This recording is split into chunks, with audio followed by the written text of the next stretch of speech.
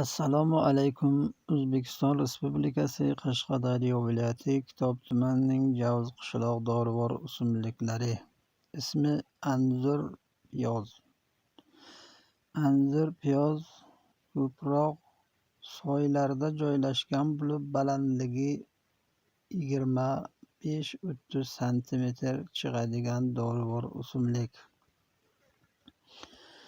Anzur piyozni may oyida pishiladi va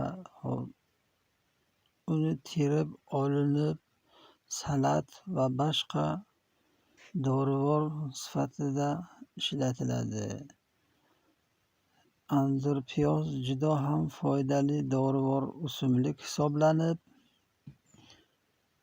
immunitetni ko'tarib, ichki a'zolarning tozalanadi va ishtahani ochadigan xususiyatga ega. Bilmagan inson bilgan insonlardan so'raydi. Doktorlar tavsiyasiga ko'ra kam iste'mol qilsak bo'ladi.